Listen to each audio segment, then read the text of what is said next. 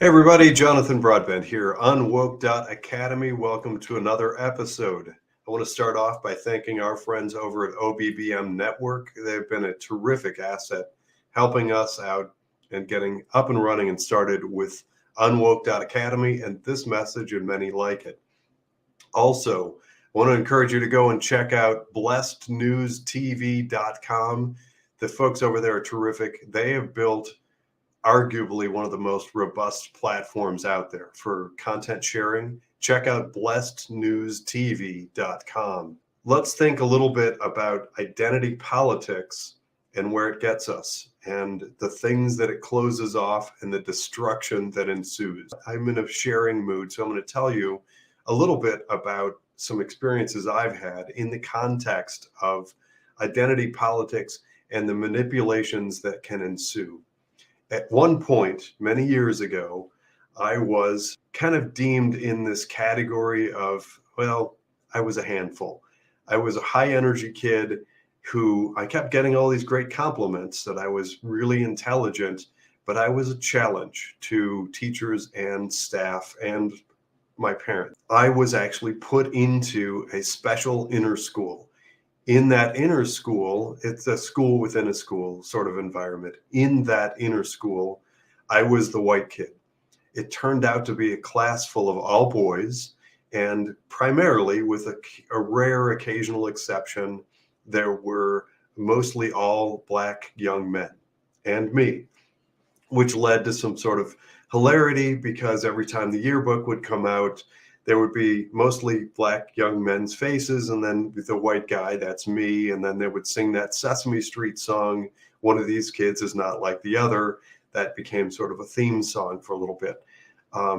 Flash forward many, many years later, when I was married, we decided to move into a primarily Jewish community. And I heard all these stories about the Jews when I was going to move into this Jewish neighborhood, how they would cross the street to avoid interacting with me, and this, that, and the other thing about the Jews, quote unquote. I got to air quote that. There was also, during my professional life, in my career in finance, I had opportunity to work for a financial institution that was located in East Cleveland. So I spent a lot of time for a couple of years in East Cleveland, which is a community where I was in East Cleveland. It's primarily black. And so once again, I was the white guy that would go in and work in an all black environment. That experience, and my reason for bringing those things up, is because I clearly recognize a distinct difference between what we're told about these sort of identity groups, if you will. There's a presentation that comes from mainstream media, the legacy media, as I like to call it, Hollywood, TV shows, music production, etc.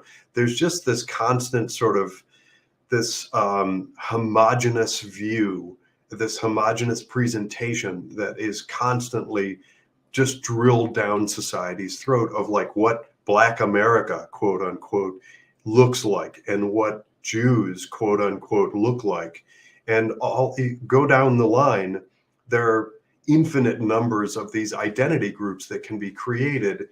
And there seems to be this push toward presenting each one as some defined specific thing. Like there's a little list of 10 different personality traits or characteristics that are identifiable to that group. But it's when you get the benefit of experience, as I had in being in those circumstances where I was in a distinct minority, being non-Jew in the neighborhood where we lived, and it was actually a very Orthodox neighborhood, living for 5 years in that environment, not being Jewish, working and going to school in an environment where I was the only white person.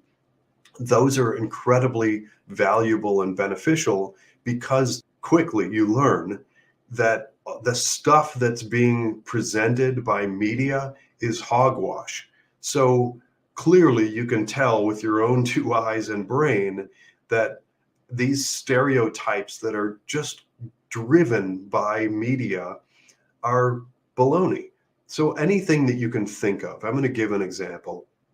In Black America, if you anything you can think of, if you like just whatever comes to your mind, if you like puzzles or you're a mathematician or you like art or you're a fighter or you like boxing or anything you can think of, you're going to find people in Black America that are that thing. And the same thing with Jews. Part of the issue that I have with this constant drive toward shoving people into a box is the dehumanization of it and the stereotype. So if you go out there with a camera and with the intention, you're going to find people that fit some narrative. You're going to find, of course, there are bad Black people. Of course, there are bad Jews. Of course, there are bad Christians. Of course, there are bad atheists. There are bad people and good people and all types and categories of people in every category, however artificial we might make. And the onus, the impetus to try to get everybody into these identity groups is incredibly destructive. So I'm going to include another really unusual experience. I didn't realize it was unusual at the time. I actually had to pick a language when I went into ninth grade in the public school where I went. Yes, I did go to a government school. Language was mandatory, and the choices were French, Spanish, and German. And one of my friends at the time convinced me that German would be easiest because it shares the same root language with English, which is technically true, but I'm not sure that it's particularly easier to learn German than anything else. But I did, and I stuck with it, and I took many years of German. And an interesting thing happened while I was taking German.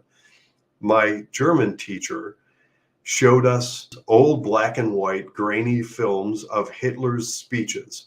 I believe that her reason for doing that was to address negative impressions that American kids had of Germans in Germany post World War II. She was trying to put the whole Nazi thing in context for us. So we watched these videos, and I ended up going and living in Germany as an exchange student for a short period of time. And during that time in Germany, I had occasion to go through Checkpoint Charlie before the Berlin Wall came down and visit in East Berlin. But we got to experience waiting in long food lines to not eat. We actually were denied food and went very hungry. Not nearly as hungry, I'm sure, as the people who lived there and had to deal with it day in and day out. But we got to experience that standing in food lines for hours to try to get food. It was gray and bleak and awful. But perhaps more to the point, while I was in East Germany and traveling in and throughout the rest of Germany, I got to see many of the historical sites from World War II, so many of the concentration camps where Jews and Gypsies were murdered. I got to see the trains where Jews and Gypsies and those sort of the dirty of society. Because remember, the Germans were big on germ fear. There was a huge push for fear of the dirty and the unclean and viruses and stuff. And in viewing all of those sites, I got to talk to a lot of people, especially elderly Germans, about that era and that time and the perception that I came away with, being able to speak in the native language and understand what had transpired during World War II. There was a big component of subjugating an entire class of people, or classes, plural, of people. They were actually categorized as subhuman. And that's a perpetual theme. As soon as we, as a society, we allow somebody or something to tell us that some other group of people are less than us, we're in real danger. That is a massive mortal danger. I'm not going to remember which country it is. I think it was Congo or Nigeria, one of the African nations. There was a particularly brutal warlord who would refer to their enemy country, an enemy neighbor, as cockroaches. And he did that long enough that people started to really feel that those people were less than human. And as soon as you do that, you take away human dignity and you allow for the degradation and potentially the murder and slaughter of those people. That is an incredibly slippery slope, and it's awful and it's horrible. And that led to the expression never again. We say never again, and some of us mean never again. We'll not let it happen. Here's where we are now in the United States. It's happening again. We have the degradation and diminishing, the subhuman mischaracterization of entire categories of people. I want to put that in clear context.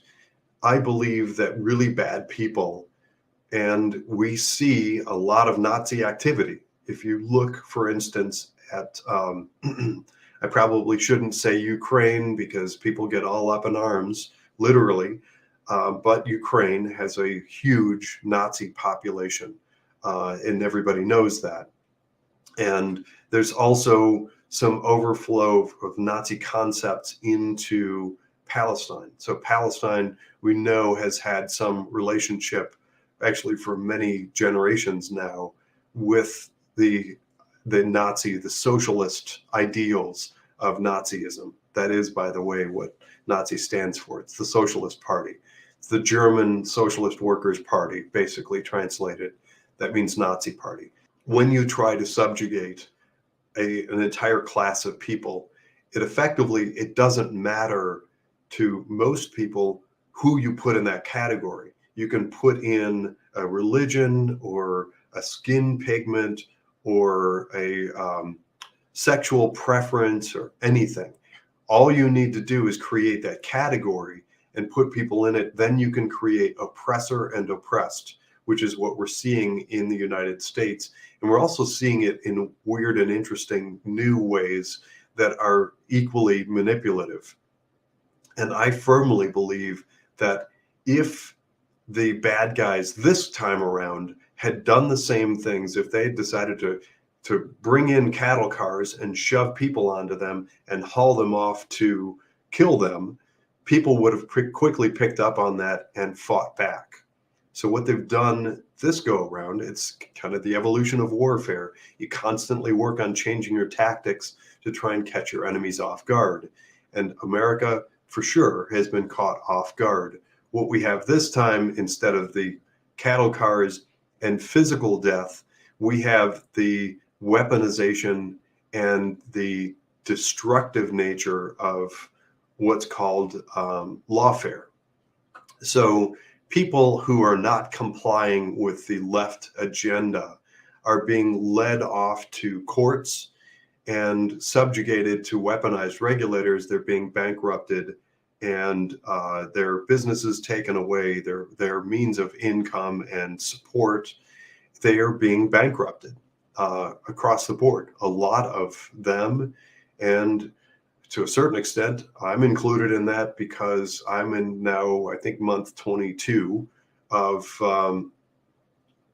month 22 of weaponized regulators. The intention is to make it so that we can't continue to function and exist in society. And we now have this new component where people who are patriotic, who like America and its foundation, its fundamental value system of freedoms and liberty and autonomy, are vilified and cast as subhuman and pushed into this new category that's artificial, but it's the same thing. It's the same manipulation. It's the same objective of creating this degraded category of people.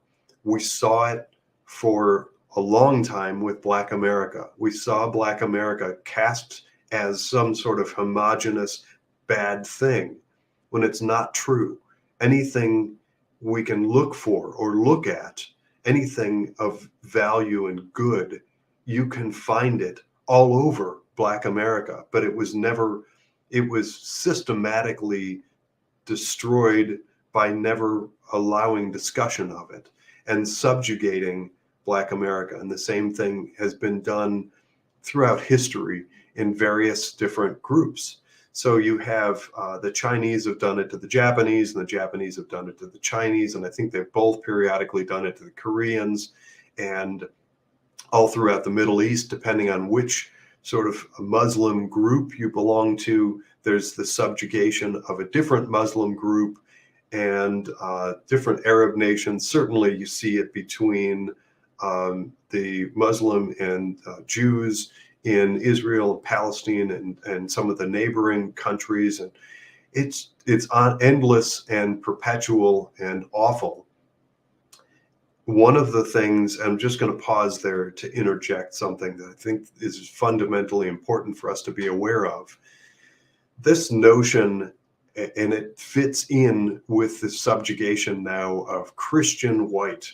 Christian white is now just being grabbed and put into this category of bad, and there's like 5 items in the checklist. Never mind, of course, that if you go and experience Christian white, you're going to see that whole gamut of good and bad and beautiful and awful and everything, the whole gamut of human being you're going to find in any and all of these quote unquote categories. It's not until you get the artificial manipulation and subjugation of a category that you get the intentional degradation. You get them created as subhuman. And as soon as you start to see that, as soon as we start to see that, we need to be able to step up and hold that expression to heart. Never again. Remember, never again. We are our brothers and sisters' keeper. Focusing just for a brief moment on the slavery thing, because it's so manipulated and twisted around and abused in Western society, especially America, that it's so misunderstood that we have to go back to kind of like 3rd grade and reteach what's actually happened and happening. And that is a big part of the manipulation that's taking place here. For instance, we know that we have about 16,000 years of recorded history of slavery all over the world. It's been consistent, and it actually is as uncomfortable as it may be. It still takes place today. All over the world, people are being captured and caught and used in slave labor. The fact that during America's founding, slavery existed in the United States really should come as no surprise to anybody that actually understands history. The fact that America was one of those premier countries that fought it and eliminated it is something that we should hold to our heart and hold dear and be proud of. And it should be a unifying component. It should unify Black and white, that we fought side by side to end the scourge of slavery, that it existed all over the world for 16,000+ years. By the way, if you're at all interested in the Chinese Wall, the pyramids, the Mayan ruins, all of that stuff, that all involved slave labor. So anyone who is naive enough to hold on to this notion that slavery was somehow exclusive to the United States is being ridiculous and disingenuous. But anyway, that aside, whatever sort of tools are used to twist and manipulate people into feeling that some other group of people is the problem and that they are less than human, if you allow that to enter your psyche or your belief system, you're on your way toward all of the mayhem, death, and destruction that has destroyed major parts of the world for millennia. The United States is not formed on that. We are a melting pot of beautiful, good people, and of course, plenty of bad ones. But the lesson for today The discussion is how to block that and stop it from happening and spreading and perpetuating. And it starts with understanding, in the context of UnWoke, how to identify that in companies. What companies are doing is rolling out something called DEI. It stands for diversity, equity, and inclusion. That is not something that will raise anybody up. It is not designed to help anybody up in society. What it's designed to do is destruct and destroy by identity politics. And it is tearing us apart. It's creating these identity politics subdivisions, and from them, we have the demonization of entire categories of people. It should never happen. And every time you see it, we need to call it out and defund it, identify it, share it out with everybody you know, and fight back with everything you've got against the woke left, globalist, destructive identity politics, divisive division. That was a mouthful.